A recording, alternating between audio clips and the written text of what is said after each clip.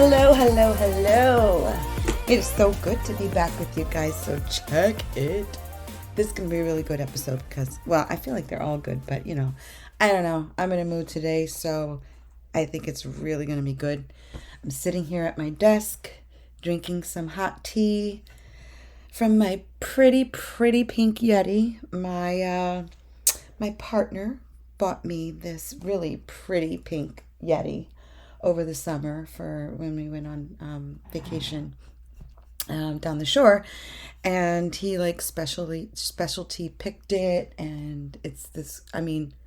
I really like pretty things. Pretty things are my thing, and so this was the prettiest pink that they had. So he got it for me because he knows I like pretty pink. So, my daughter also knows that I love Lizzo. I love Lizzo. Now, I don't really know much about her personally because I don't really follow her or watch anything that she does, but I love her music. I love Lizzo's music, right?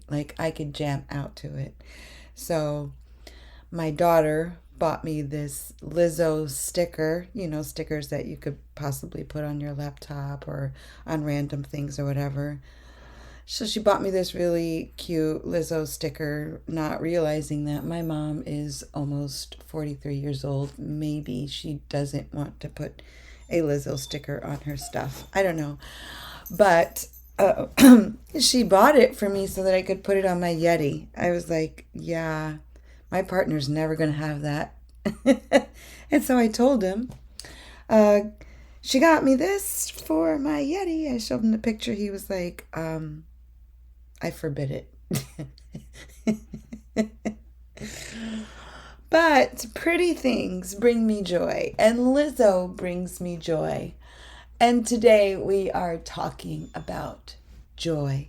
Now, I do apologize. My pup is laying next to me, and he's a little bit of a whiner. He's a big baby. And if you hear him in the background, just, virtually pet him. It's all good.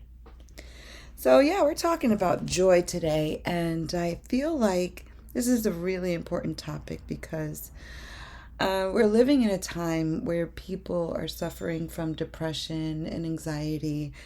I would say more than ever. After the pandemic, we were just walloped with so much depression and anxiety. So I have been thinking a lot about what is joy and how do we get to the point of joy. And I make it a point to really make joy a part of my life, part of how I function. And so I wanted to share kind of some of the things, my thoughts on joy, some of the things that I do to maintain joy in my life. So the first thing I want to do actually is to really define joy. So what is joy? So if you Google what is joy, Webster's dictionary says that joy is a feeling of pleasure or happiness that comes from success, good fortune, or a sense of well-being. A feeling of pleasure or happiness that comes from success, good fortune, or a sense of well-being. So it's like pleasure and happiness, and I think we could even go as far as to add contentment. And that makes a lot of sense. So I want to get into a couple things about why this is such an important topic to me. So I feel like in a lot of ways, joy is a choice. Joy is a choice because life is always going to be handing you really hard things, and there's always going to be ups and downs and ins and outs. But joy can be a constant even despite your circumstances. And I know it sounds like a little bit unattainable, or Ty, you don't know my story sucks, blah blah blah. And yeah, I get it, but I'm telling you what I know because I have lived through some really hard moments and have made joy a conscious decision in my life. I want to talk about 10 things that can add joy to your life. 10 things that you can change or you can implement in your life that will help you be a more joyful, happy, content, pleasurable person. So, the first thing I want to discuss is who's in your circle. Who are you surrounding yourself with? Who are your friends that or your family that you spend the most time with? What kind of people are they? Are they influential? Well, everybody is influential, as a matter of fact. They just are influential in a good way or a bad way. And so, who's in your circle? Are you surrounding yourself with complainers? Are you surrounding yourself with goal getters? Are you surrounding yourself with people that continuously speak life or speak good things? Or are you continuously around people that just find something wrong with everything, or it constantly has a problem, or anything like that? So I think that is really important. I've heard, through all of the things that I listen to, you are the average of the 5 people that you spend the most of your time with. So if you look around at the 5 people that you spend most of your time with and kind of evaluate those people, and we're better at judging other people than we are ourselves. So if you were to take an inventory of the 5 people around you, are you comfortable with being that average? Because that would be you. So does that are you content with that? And some of us are, and some of us are like, maybe that's something I've got to fix. So that's number one. Number one, evaluate who's in your circle. Take inventory of the people that are in your direct streamline of life and ask yourself, are you comfortable being the average of these people? Because you probably have a blind spot there. If you are not happy with being the average of the 5 people around you. So the second thing is we're about to take a real deep self-evaluation right here. And I'm going to offend some of you guys, and that's fine. But I think we have to address our toxic mindset.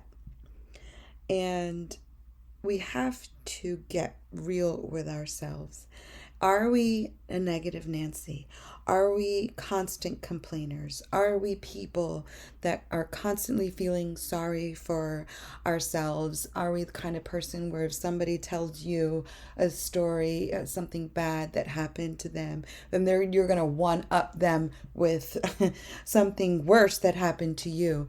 Are we constantly looking for somebody to validate us? And so we're just constantly throwing out negativity. Is this our mindset? Are we always looking for someone to feel sorry for us? Are we looking to be rescued? Or, do we have this toxic mindset of something's always wrong and we don't see what's right? We don't see what the positive is in every situation. You're more of a pessimist instead of an optimist. And most people would say, well, I'm not a pessimist, I'm a realist. Okay, yeah, we know reality sucks, right? Like life sucks. Life sucks, right? There's nothing we could do about those really sucky moments in life. But it's still, so, you have a choice. Either you're going to live miserable or you're going to live happy. Like those are your two choices, right? Because life is going to life. Life is going to happen. And how you receive it and how you process it. Yes, there's a time for grief and all of that. And yeah, there's probably some anger behind grief that never goes away. That will probably never go away. However, we still have to make a choice. And we have to challenge this toxic mindset. where everything is negative or it's a constant complaining. Come on, like, you ever been around that person that is just like, no matter what? I mean, it could be, they could get like $1 million and they would find something wrong with that situation. Yeah, this is great, but I really wish, like, the bills aren't green enough. Yeah, we all know that person. Maybe you are that person. Don't be mad at me. Be mad at yourself. So, how do you challenge that toxic mindset? Well, you're going to have to be purposeful with it, right? You're going to have to make a very conscious effort. It does not change overnight. Nothing changes overnight. So you're going to have to force yourself every time that you have a negative thought or find yourself complaining. You're going to have to force yourself to change the narrative. And I don't know, if you have a negative thought, challenge it with 3 positive thoughts. And it's going to be difficult to do those things initially, but the more you train your brain, and I'm telling you this because I've done this for myself. I was a very like negative person and I could find the wrong in every situation, but I started being very conscious of how I was processing my thought work. And so I had to be very intentional with shoot, this situation sucks because this is all right, Ty. Let's hone this in. But what can I find that is beneficial, or what's the silver lining, or how can this work, or find the good in things. You're gonna have to be very purposeful to find the good in things instead of being so quick to find what sucks. I mean, congratulations. Like you like, if you think that is an admirable quality or trait, and if you think people like listening to you complain, I'm telling you, you are absolutely wrong about that. And half the time you are talking and people are wishing that you would just shut up. I know that's harsh, but I'm being real with you because I'm always real with you. So let's move on. So number 3 is, it kind of goes into number 2 with the toxic mindset. But for number 3, I had to realize that I set the tone in my house. Wherever we are in my house, whatever the air is in my house, as the leader of my home, as the nurturer of my family, wherever I'm at, or however I steer them, is what the air is going to be in my house. I have power over the ambiance in my home. So I set the tone. So if I walk in my house and I'm in a bad mood, and I walk in, and I've done this a million times, guys, I've done this a million times.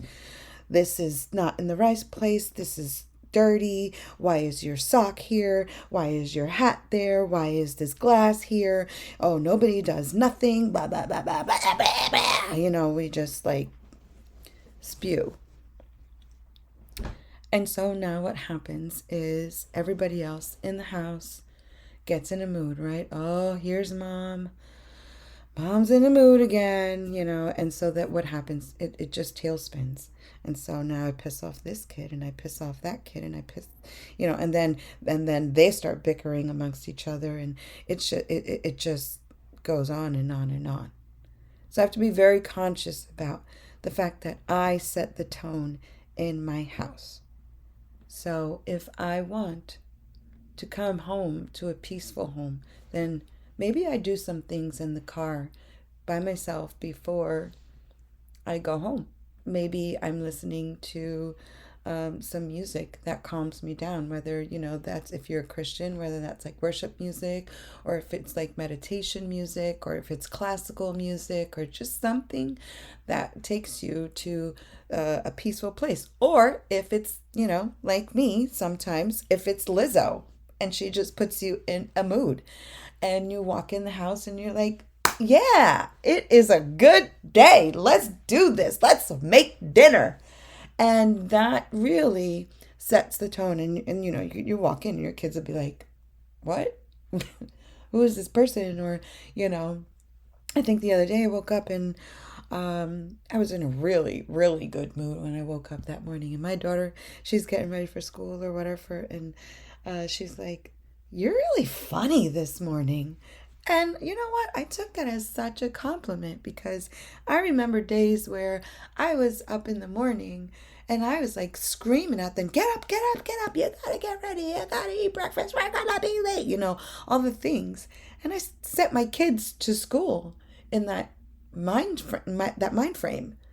And I think about it now, I was like, oh man, I really did not set them up well for the day, you know. So wherever I'm at, I set the tone in my house.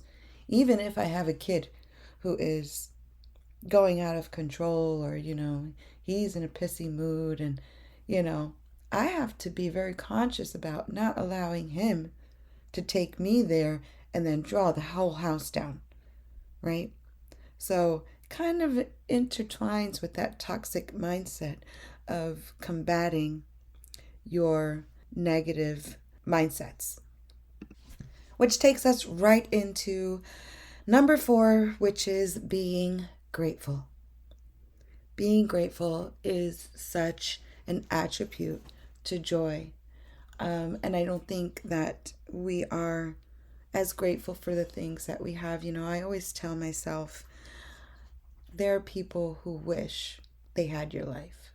When you're so frustrated with work and family and bills, there are people who wish they had your life. And that's the reality of it. And so being grateful really plays a part in joyfulness, because when we're grateful, it changes our mindset. When we are grateful, when we say, "Oh, thank you, God," or "Thank you to your family for nice things," or, you know, doing a nice deed for you, when we're grateful, it opens up the opportunity to receive even more wonderful things in life. It's literally an invitation. Gratefulness is literally an invitation for more beautiful things to come into your life.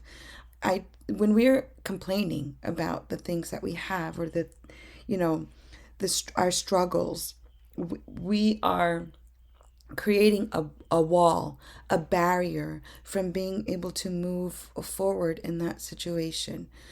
And so when we are being grateful, it kind of breaks down that wall. It breaks down that barrier, and it gives way for resolutions to come for very hard situations. It gives you clarity of mind when we are frustrated with situations. So what happens is, you know, our brain kind of shuts down. Frustration, kind of like, you know, anger, frustration, complaining, kind of blocks the areas in our brain for clarity and innovative thinking. So when we're grateful, we're actually opening up those doors to be able to think clearly. Maybe you have the answer to a really hard thing. Maybe you're struggling with something that you can't figure out, or you can't seem to get past. But if you start being grateful and start saying thank you for these situations or these hard things, or even say thank you for the resolution before you even have the resolution will come, and you will push through that really hard situation. Gratefulness is, it really, it sets your heart on fire. It really softens your heart. It opens it up, and it is the doorway to abundance. And I don't mean abundance in material things. It can mean that, but abundance in peace, again, in joy, in contentment, in happiness. Being grateful and opening up that clarity in your mind actually leads us right into number, where are we at? 5, which is life-changing decisions, right? So a lot of times we are in situations in life that we're very frustrated with. And if we're honest with ourselves, we are the ones who have put ourselves there. and we play the blame game. We say, I'm destined to live a crappy life. Of course, you know, things are never going to change. This is just my lot in life. We say stupid things like that all the time. I mean, and they're quite stupid. And I've done them. I've said them. I'm like, oh, of course. I'm a martyr. We're all martyrs, which is ridiculous, guys. Absolutely ridiculous. But life-changing decisions. Sometimes we have to make decisions that are different. We have to start making different decisions. I was talking to someone else, and they were telling me about how frustrated they were with their life, and how it wasn't moving forward, and they just didn't know what to do to change their life, because it was just so overwhelming, and they just felt so stuck. And so what I told them is, you guys know I'm a podcast junkie, and I listen to all the things that are going to help me. I love it, love it, love it. And so what I told them was, a couple years back, a few years back, I was listening to something, and the guy said, you want to change your life, fix your bed.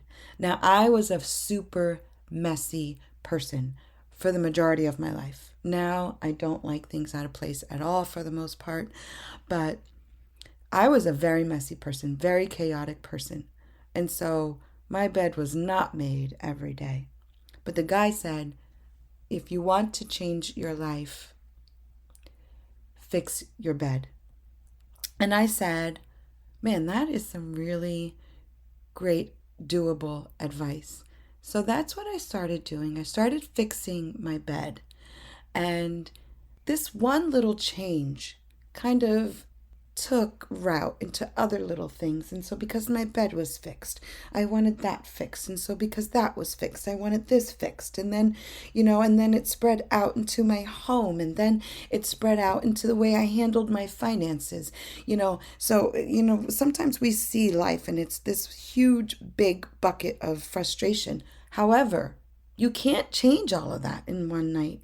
It becomes overwhelming if you try to change it all at once. A lot of people think big changes come with new jobs or the house or a spouse. And, big changes actually start from little ones. And so I think it's really important that we don't bite off what we can't chew, and we really start addressing these little things. Fix your bed in the morning. I came home the other day, and I was traveling for a couple days. I came home the other day, and I walked in my room, and I said, my room is clean. And it felt so it was pleasurable, because I didn't have to come home and do anything. I just was able to enjoy the pleasure of my bedroom. And so these little things bring pleasure to your life. Pleasure is part of joy. These are the things, the everyday things that do matter. If you live in a life of chaos, if you live in a home of chaos, you're going to feel chaotic. So do a little thing, tackle one closet in the weekend. I promise you, if you start in little areas of your home, little areas of your finances, little areas of your professional life, little areas of your relationship, I promise then those things, they take on a life of their own, and they bring you pleasure and joy and peace. Okay, let's move on to number 6. Inputting data. What are you listening to? What are you feeding your mind, your heart, and your soul with? Is it trash? Are you listening to trash? Are you reading trash? Are you watching trash? Or are you constantly inputting things that are going to be beneficial for you, that are uplifting, that make you feel good?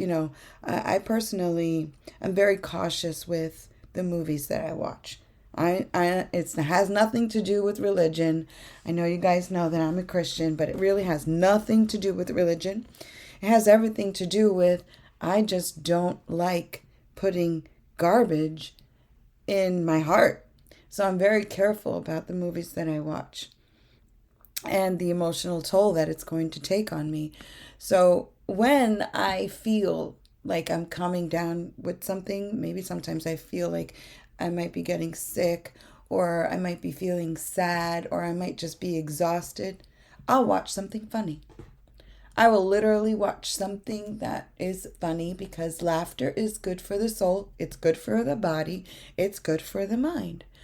If I need to grow professionally, I am watching and learning and listening to podcasts and things that are going to help me in that area.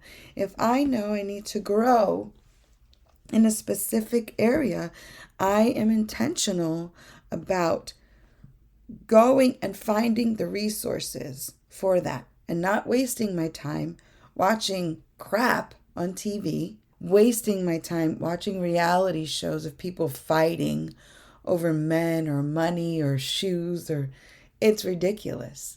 Can I just tell you, reality TV is just a time theft. It's literally a time theft. And it makes you stupid. Honestly, it fries your brain cells. Now I know we all have our guilty pleasures, and maybe, one or two shows, reality shows, might be our guilty pleasure. I'm not saying anything's wrong with that. But if you're spending the majority of your time watching Bravo, no shade on Bravo, but like, if you're sitting there all day watching that, you're literally burning your brain cells. Like, so what are you putting inside your mind, your heart, and your soul? Because these things are very, very important. What are you eating? Are you eating things that are going to nourish your body? Are you continuously eating fast food and making yourself sluggish and affecting your brain? Are you drinking too much? Are you having too much sugar? These things matter. Your health contributes to your mental well-being, and your mental well-being contributes to your health. They go hand in hand. You can literally make your body sick with a negative mindset. If you're a constant complainer, you're probably always sick. Not for nothing. No shade. I keep saying no shade, but I mean, a constant complainer is probably almost sick. And this is what I mean by your mindset. It has an effect on your health and your physical health, and your physical health has an effect on your mindset. So what are you putting inside your body? What are you putting inside your heart, your mind, your soul? Inputting data. Let's move on. Number 7, stop feeling sorry for yourself. So many times we are like, but I know there's so many of you listening to me right now saying, but Ty, you don't understand my life. You don't understand what I'm going through. No, you're right. There are a lot of situations that I don't understand. But I will tell you, I have gone through my fair share of situations. When I tell people my life story, they always tell me, you should write a book. They always tell me, I can't believe that that's your life. Yeah. So I've gone through some really hard things, guys. I will still stand by. Joy is a choice. And you have to stop feeling sorry for yourself, because that's not going to help you. And I'm telling you right now, again, goes back to the toxic mindset. Like, when you're constantly feeling sorry for yourself, you're probably projecting that on other people, and you're probably trying to make other people feel sorry for you as well. Like, you're trying to earn their compassion or their mercy or something, and you're looking for validation, which it can push people away from you. Then you get frustrated because sometimes you don't get the compassion that you are looking for, And then you get frustrated, and then you get upset with those people, and then you start putting like demands, emotional demands on them. Well, that's not right either, because we don't have the right to make an emotional demand on anybody. If someone chooses to emotionally engage with us, that's a privilege. That's an honor. That's, a relationship. But we have no right to make demands on people for an emotional drawing from them, for their compassion. And when you're feeling sorry for yourself and you're projecting that on other people, it's a form of insecurity, but it's audacious. I'll tell you that. It's quite audacious. And it doesn't make that relationship prosper. And if you're doing that, I can guarantee you are pushing people further from you than drawing them close. You're doing quite the opposite of what your intentions are. Stop feeling sorry for yourself. If you are suffering from depression, and I know some people need medication, take the steps that you need to do to help yourself. Eat better, take a walk, meditate.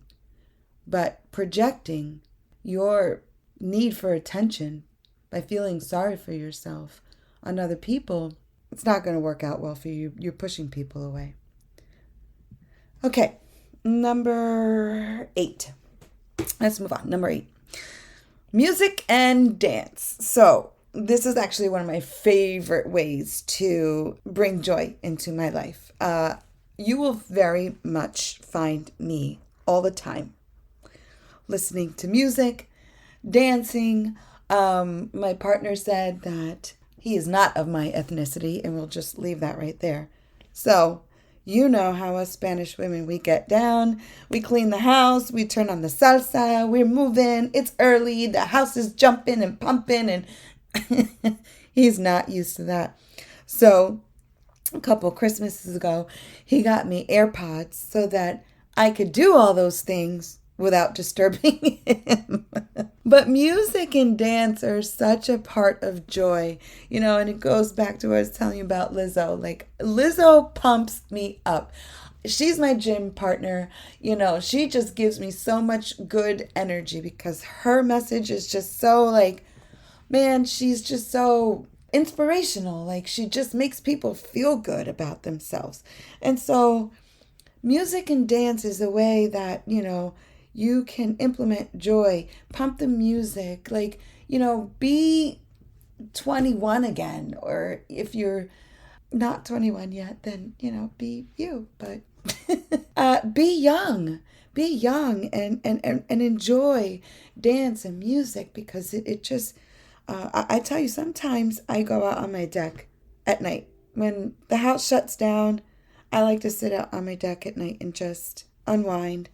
And sometimes I'll be there and I will put on my AirPods and I will pump some salsa and I will dance at 11 o'clock at night, 12 o'clock at night on my deck by myself. Nobody's watching. The lights are out. But I tell you, it brings me so much joy. Like there's this one song that Mark Anthony has called Vivir Mi Vida.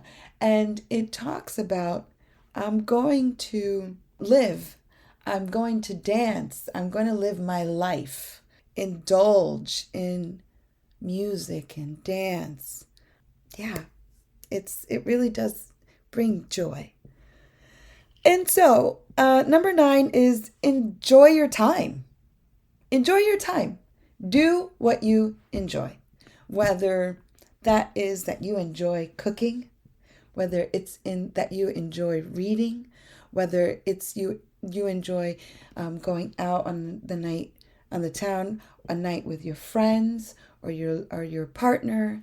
Do the things that you enjoy. Indulge, whether that's having a delicious piece of chocolate or, a cappuccino with a creme brulee, whether it's taking a walk on a crisp autumn morning, whatever it is that you love to do, whether it's crocheting. There's so many things. We all have our own habits and hobbies that we love. Indulge in those things. If you can afford to take a vacation, take a vacation. If you can afford to take a drive to the beach one night and just sit there and that's your thing, do that. Like, there is no reason why we shouldn't be indulging. And this is one of the things that I actually learned how to do this summer. I fully indulged in my summer.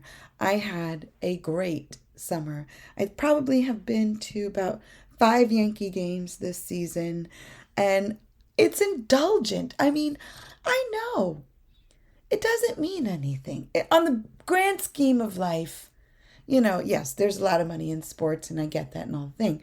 But in my personal life, sports does not really mean anything. It holds no value in my personal life, but it just feels good. It just makes me happy. The energy behind the crowd, and it just makes you feel so good. And so these are the little things that I went to the beach this summer. I don't know how many times. I have no idea how many times. Because I was just like, I'm going to enjoy. Life is too short not to enjoy your moments. So whatever it is that you love to do, fully indulge and enjoy your time. And the last one, this is a really good one, guys.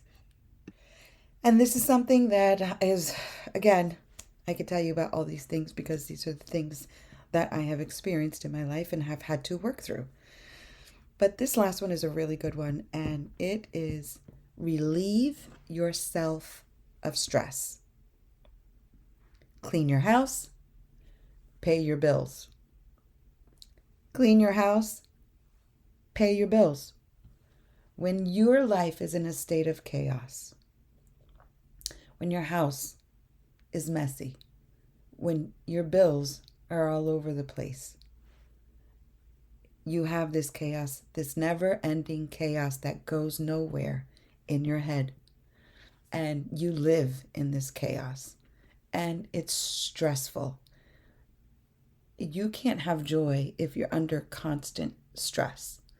So you need to be able to relieve yourself of stress. You need to be able to, that doesn't necessarily have to mean it's your house or your bills. It might be your job.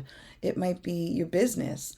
But you've got to find a way to relieve your stress, whether that's in, again, meditation, or whether it's, separating yourself from your business a little bit, whether it's hiring more team members or an assistant.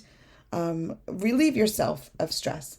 Now, most people will say, oh my God, you don't know my stress level, or you don't know my situations.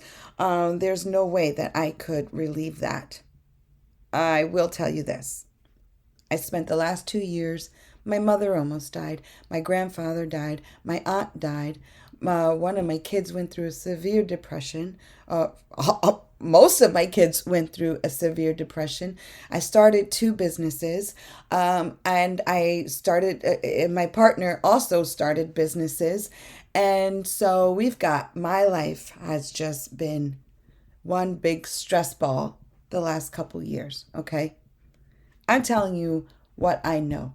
I had to take the steps to say whether it was even separating myself from certain people because I couldn't handle that relationship, or it just wasn't beneficial to me in the space that I was, whether it was separating myself from people, whether it was drawing close to other people, whether it was finding and enjoying the things that I indulge in, whatever it was, I found a way to relieve myself of many stresses, because stress will kill you. Stress will literally kill you. It will break down your body so fast. It does affect your cells. And you have to understand it's a very serious issue. I take stress very, very seriously. When I start feeling on edge and I feel like you are stressed out, girl, I immediately address that somehow. Somehow. Like I said, whether it is drawing close to someone, drawing apart from someone, whether it's taking time out for myself, whether it's getting my a massage, getting my nails done, whatever, whether it's going to a flower field, whatever. I know immediately. I know my body well enough. I know my mind. I have come very, very in touch with who I am as a person.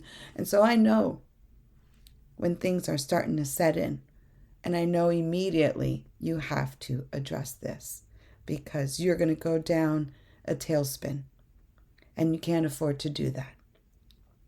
So whatever it is, however you can relieve yourself of stress, clean your house, pay your bills, meditate, read your Bible, go to church, talk to a friend, talk to a therapist, go on medication, take a walk, buy yourself flowers. I mean, there's a million things out there.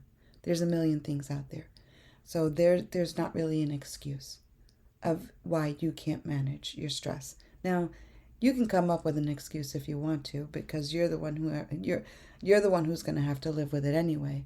And I'm going to tell you right now, excuses, they don't change anything. So again, if you're going to go back to needing validation for your excuses, listen, you can talk to me until you're blue in the face about every reason why you cannot do such and such thing. But at the end of the day, you have to sit with it. And if you choose not to do these things, then you're going to have a miserable life. And then that will be your choice because you're being given the resources. And this is always what I say to everybody that comes and consults with me. You could do with this what you will. But if you don't make some changes, you're going to live a miserable life. There's two ways that you could do this. You could have joy or you could be miserable. But the choice is yours, and joy is a choice. And so, with that, thank you for hanging out with me. I hope that this information was helpful to you. I hope you took some notes. Definitely, shoot me an email to info@thewholebigmess if you want to dialogue a little bit more about it. And so I love you guys. Wishing you love, joy, peace, and happiness. Talk to you soon.